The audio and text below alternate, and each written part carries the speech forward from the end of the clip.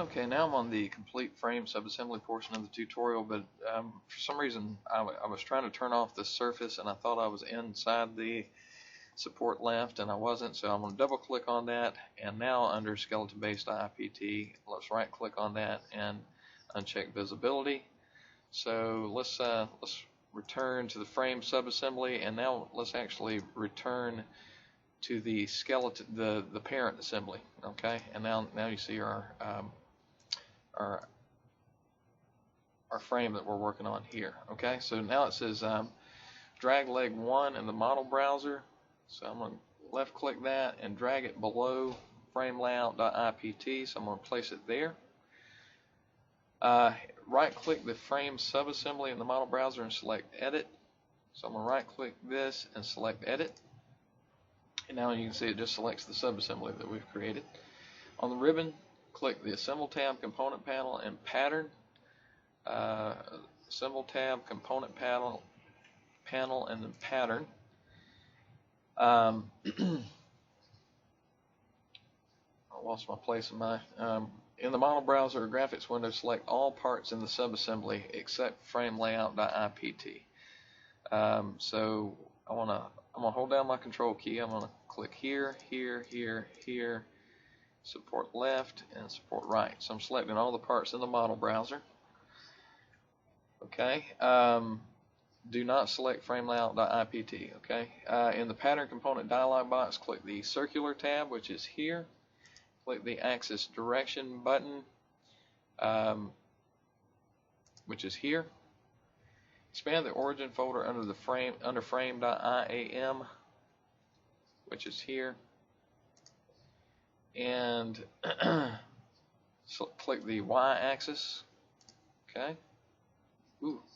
And you can see that a lot of stuff is going on here. So we want to enter 4 and 90 in the angle, and then click OK. And now you can see that it patterned the frame all the way around. So it says return to the, I want to update, return to the top level assembly. And we want to ground frame.iam. Right click, select grounded. And then we want to save the assembly. Yes to all. Okay. Now we want to work on updating our assembly based on the size of the sphere. So I'm going to zoom out just a little bit. Okay. And after I do that, I'm going to go to the skeleton based IPT part. And then we're going to go to the Manage tab and then Parameters. It says to scroll down to the user parameters. Okay. And enter 900 in the equation cell. Actually, it's already at 1400. So I'll tell you what, I want to X out of that.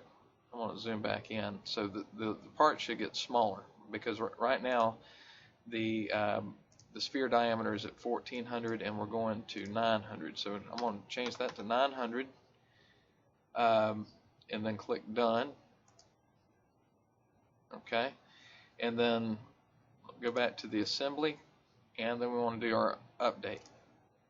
Okay, and you can see that all the parts updated based on the size of the sphere. Okay, I'm going to zoom out now. I'm going to go back to the part and do this again. I'm going to go to Manage Parameters, and let's change our sphere diameter to 2000.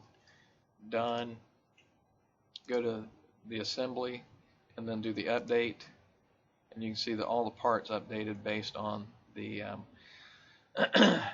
on the size of the sphere. Okay. I shouldn't say all the legs. I believe they stay the same size. You'll notice the frame stays the same height, but all the parts that connect the legs and also the supports, left and right supports, also update. But the height of the frame stays the same. And I believe that concludes this entire tutorial. Yeah, and that's it. So I hope this helped out, and that concludes this video. So the last thing I want to do with this assembly is make sure that all the parts are there for submission. So let me go save your work first, just using save. You'll probably have to do a yes to all, because I've actually already done my yes to all. But then you want to do save as, pack and go. And you may not see this entire dialog box. If you don't, just click more and then you'll get the expanded version. Select the destination folder. I've selected the desktop, and in front of desktop just put a backslash and then put this would be skeleton assembly, something like that, and it should create this folder for us when we get ready for it. We want to keep folder hierarchy, include linked files, make sure that you skip libraries, skip styles, skip templates, and now let's search.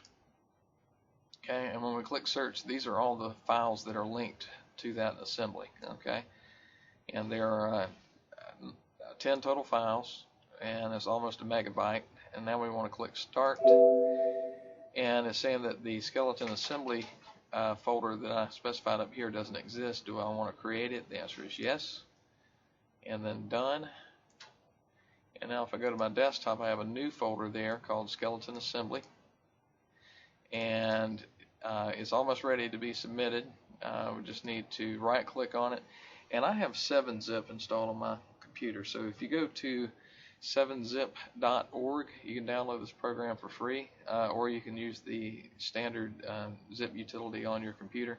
But anyway, 7-zip, and then I want to zip this so I can attach it to a Dropbox. So add to skeletonassembly.zip, and just that quickly I have a zipped skeleton assembly file. So again, the number 7 zip.org is where you can download 7-zip if you like the way that works.